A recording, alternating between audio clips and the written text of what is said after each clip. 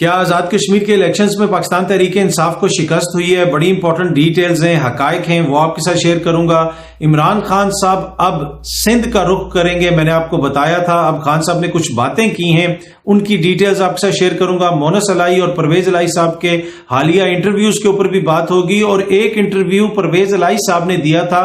خان صاحب کی حکومت کے خاتمے سے پہلے، اس میں انہوں نے کچھ باتیں کی تھی اور اب بھی وہ کچھ باتیں کر رہے ہیں۔ ان میں کیا چیز مشترک ہے، بڑی امپورٹنٹ ڈیٹیلز ہیں، وہ آپ کے ساتھ شیئر کروں گا۔ اس کے علاوہ کچھ مزید خبریں ہیں، کوشش ہوگی کہ آج کے اس مختصر ولاگ کے اندر وہ بھی آپ کے ساتھ شیئر کی جائیں۔ جی السلام علیکم، امید ہے کہ آپ سب لوگ خیریت سے ہوں گے۔ میں آزاد کشمیر کے الیکشنز پہ بھی آؤں گا، سندھ پہ بھی آؤں گا، زرداری صاحب پہ بھی آؤں گا، لیکن پہلے میں آپ کے ساتھ شیئر کرنا چاہتا ہوں مونس الہی صاحب کے اور پرویز الہی صاحب کے حالیہ انٹرویوز کے حوالے سے کچھ تفصیلات۔ آپ کو یاد ہوگا کہ پرویز الہی صاحب نے ایک انٹرویو دیا تھا خان صاحب کی حکومت کے خاتمے سے پہلے، اس میں کچھ انہوں نے بڑی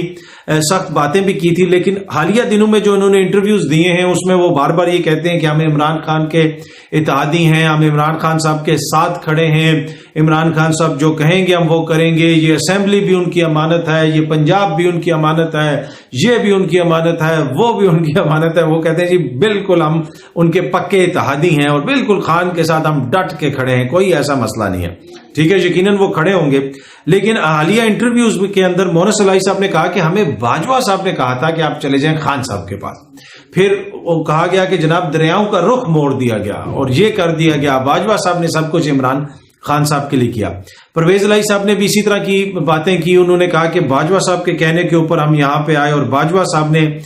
سب کچھ کیا، بلکہ پرویز الہی صاحب نے تو یہاں تک کہہ دیا کہ پی ٹی آئی کا راستہ دکھانے کے لیے اللہ نے جنرل باجوہ کو بھیجا۔ ٹھیک ہے، یہاں تک پرویز الہی صاحب نے کہہ دیا کہ جنرل باجوہ جو ہیں وہ سب کچھ پی ٹی آئی کے لیے کر رہے تھے اور عمران خان کے لیے وہ کر رہے تھے، مبینہ طور پہ جو پرویز الہی صاحب کا بیانیہ۔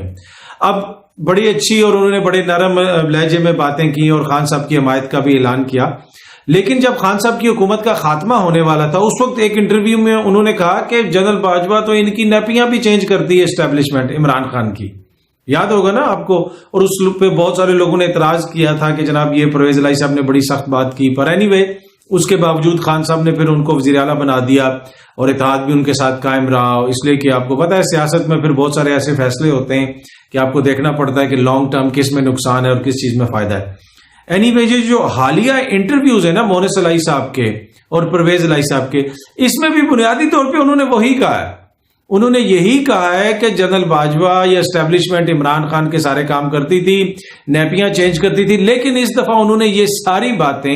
انتہائی مہذب انداز میں کہی ہیں۔ پہلے جو ہے وہ انہوں نے نیپیاں کہا تو اس پہ تو بہت سارا اعتراض ہوا، اس کو کسی نے نوٹ نہیں کیا، لیکن یہ باتیں وہی ہیں، وہ یہ تاثر دے رہے ہیں کہ عمران خان تو 2% کا سیاستدان نہیں ہے، یہ تو جنرل باجوہ نے ان کو راستہ دکھایا، جنرل باجوہ نے ہمیں بتایا، جنرل باجوہ نے دریاؤں کے رخ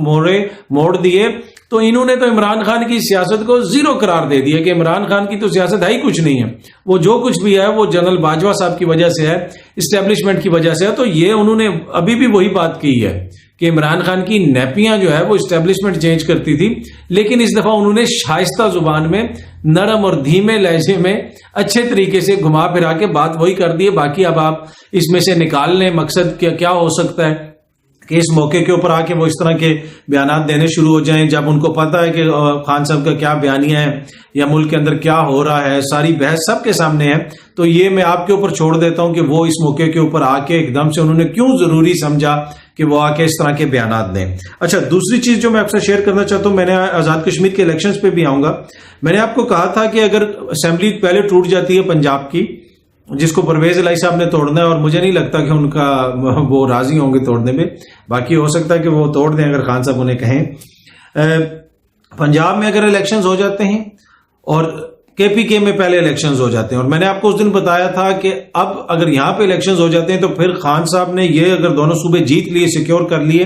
تو وہ چڑھائی کریں گے، ان کی سیاسی جو ہے نا جلغار ہوگی پھر سندھ کے اوپر، اور ان کی ٹوٹل توجہ پھر سندھ کے اوپر ہوگی۔ اور اب خان صاحب نے اپنے اس کے بعد انٹرویوز کے اندر اس طرح کی باتیں کی ہیں کہ وہ یہ کہہ رہے ہیں کہ وہ سندھ کا رخ کریں گے، اور یہی وجہ ہے کہ زرداری صاحب کو زیادہ پرابلم ہے کہ جناب کے پی کے اور پنجاب کی اسمبلیاں نہ ٹوٹیں، انہوں نے اگر یہاں پہ پہلے اپنی حکومتیں سیکیور کر لیں تو ہمارے لیے مسئلہ بن جائے گا. اور خان صاحب نے وہ چڑھائی شروع بھی کر دی ہے. گزشتہ روز خان صاحب نے ایک سندھی کے اندر ایک ٹویٹ بھی کی, اور جو سندھ کا جو کلچرل ڈے ہے اس کے حوالے سے انہوں نے وہ ٹویٹ کی, اس کا سندھی زبان میں بھی کی اور انگلش زبان میں بھی کی, جس میں بنیادی طور پہ انہوں نے یہ کہا کہ سندھ کا جو کلچر ہے, سندھ کی جو ٹریڈیشنز ہیں, جو ایک گریٹ سیولائزیشن ہے سندھ ویلی کی, اس کے حوالے سے انہوں نے کہا کہ ہم آج اس کو سیلیبریٹ کر رہے ہیں سندھ کے کلچر کو, اور یہ صوفیز کا اور یہ آزاد خیال لوگوں کی دھرتی ہے. لیکن بدقسمتی سے یہ سفر کر رہی ہے زرداری کی فسطائیت, زرداری مافیا کی فسطائیت کی وجہ سے وہاں پہ لوگ سفر کر رہے ہیں. لیکن سندھ دوبارہ اٹھے گا اور اس فسطائیت کے خلاف اٹھے گا, اور اس اپنا جو گریٹنس ہے, جو عظمت ہے سندھ کی, اس کو ہم بحال کروائیں گے اور سندھ کو آزادی دلوائیں گے زرداری مافیا سے. تو جو بات میں نے آپ کو کی تھی کہ عمران خان اگر پنجاب اور KPK میں اپنی پوزیشن مستحکم کر لیتے ہیں, اپنی حکومتیں سیکیور کر لیتے ہیں, تو ان کی ساری توجہ پھر سندھ کی طرف ہوگی اور زرداری صاحب کے لیے بڑا مشکل بن جائے گا. اور اسی وجہ سے وہ ان کی خواہش یہ ہوگی کہ عمران خان کی توجہ وہاں پہ نہ ہو اور یہیں پہ مسئلے چلتے رہیں. اور کچھ دیگر جو طاقتور لوگ ہوں گے ان کی بھی یہ خواہش ہوگی کہ پنجاب کی اسمبلیاں نہ توڑی جائیں یا نہ ٹوٹیں اس وقت. اور اسی وجہ سے پرویز الہی صاحب کو مختلف پیغامات بھیجے جا رہے ہیں, اور پھر اپنے انٹرویوز میں پرویز الہی صاحب عمران خان صاحب کی اس دفعہ جو ہے شائستہ زبان میں شوگر کوٹ کر کے نیپیاں چینج کروا رہے ہیں. اچھا, ایک اور چیز جو میں آپ سے شیئر کرنا چاہتا ہوں وہ آزاد کشمیر کے الیکشنز کے حوالے سے ہے. اس طرح رپورٹ کیا گیا پیپلز پارٹی جیت گئی, نون لیگ جیت گئی, PTI کو عبرتناک شکست. یہ آپ نے سنا ہوگا, میڈیا کے اندر اس طرح رپورٹ ہوا. اب حقائق کیا ہیں؟ حقائق یہ ہیں, میں آپ کو بتاتا ہوں. فیز 1 اور فیز 2 کے الیکشنز کے ٹوٹل حقائق میں آپ کو بتاتا ہوں کون کتنی سیٹیں جیتا ہے, یہ جو وہاں کے مقامی الیکشنز ہو رہے ہیں آزاد کشمیر کے. اچھا, فیز 1 میں اگر آپ دیکھا جائے تو پیپلز پارٹی جو ہے وہ 194 سیٹیں جیتی ہے. پاکستان مسلم لیگ نون جو ہے وہ 127 سیٹیں جیتی ہے. PTI جو ہے وہ 197 سیٹیں جیتی ہے. اس کے علاوہ آزاد 121 اور ادرز 25, اور اس میں بھی PTI اور جو اتحادی ہیں ان کا واضح برتری ہے. فیز 2 میں PTI 243 سیٹیں جیتی ہے, 243. انڈیپینڈنٹ جو ہیں وہ 249, جی آزاد امیدوار 249, پیپلز پارٹی جو ہے وہ 117 اور پاکستان مسلم لیگ نواز 135. اس سے آپ کو اندازہ ہوا. اور اوور آل اگر آپ نشستوں کو دیکھیں تو دونوں فیز ملا کے Pakistan Tehreek Insaf 440, independent 370, Pakistan Peoples party 311 اور پاکستان مسلم لیگ نواز 262. تو انڈیپینڈنٹ جو ہیں وہ بھی PTI کے ساتھ مل سکتے ہیں. تو PTI کی تو ویسی برتری ہے. مجھے نہیں سمجھ آ رہی کہ وہ کون لوگ ہیں, وہ کس طریقے سے اس کو کہہ رہے ہیں کہ PTI کی وہاں پہ شکست ہوئی ہے. باقی دیگر جماعتوں نے بھی اچھا کیا ہے, انڈیپینڈنٹس نے بھی بڑا اچھا کیا, لیکن PTI کی سیٹیں اوور آل تو زیادہ ہے نا. یہ تو نہیں ہو سکتا کہ ایک اگر پاکستان تحریک انصاف پورے ملک میں جو ہے وہ 100 سیٹیں لے, لیکن پشاور میں وہ دیگر جماعتوں سے زیادہ سیٹیں لیں تو کہے جناب ہم جیت گئے کیونکہ ہم پشاور جیت گئے. اوور آل جو سیٹوں کا ہے وہ میں نے آپ کو بتا دیا, اور یہ سامنے اسکرین پہ بھی آپ نے دیکھا ہوگا, میں نے اسکرین شاٹ بھی وہ شیئر کر دیا آپ کے ساتھ. اچھا, ایک اور چیز جو میں آپ سے شیئر کرنا چاہتا ہوں وہ ہے جناب اسد عمر صاحب کو توہین عدالت کا نوٹس جاری کیا گیا ہے عدلیہ مخالف بیانات کی وجہ سے. آپ کو پتہ ہے لانگ مارچ میں جو انہوں نے تقریریں کی کہ عدالتیں کیوں نہیں نوٹس وغیرہ لے رہی ہیں, تو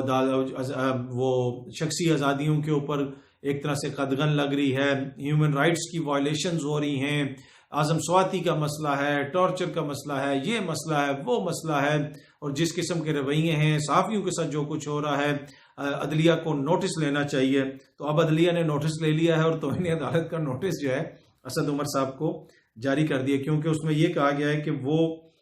جو اسد عمر صاحب کی تقاریر تھیں اس میں بنیادی طور پہ توہین کا عنصر تھا. تو اسی وجہ سے ان کے خلاف اب توہین عدالت کا نوٹس, اور انہوں نے کہا گیا کہ آپ اپنا جواب جمع کروائیں, اور یقیناً وہ اپنا جواب جمع کروائیں گے. آخر میں چھوٹی سی چیز, فیصل واڈا صاحب کے کیس کے اندر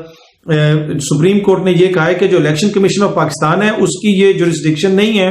کہ وہ کسی کینڈیڈیٹ کو اگلے انتخابات کے لیے ڈسکوالیفائی کرے. یعنی کہ وہ یہ کہہ دے کہ جناب آپ ڈسکوالیفائی ہو گئے اور آپ اگلا انتخاب بھی نہیں لڑ سکتے، یہ اس کی جورسڈکشن ہی نہیں ہے۔ یہ فیصل واڈا صاحب کے کیس میں انہوں نے کہا ہے، اور کہا کہ فیصل واڈا صاحب اگلا الیکشن لڑ سکتے ہیں، اور یہی جو ہے موقف تھا پاکستان تحریک انصاف کے لائر چودھری فیصل فرید صاحب کا بھی،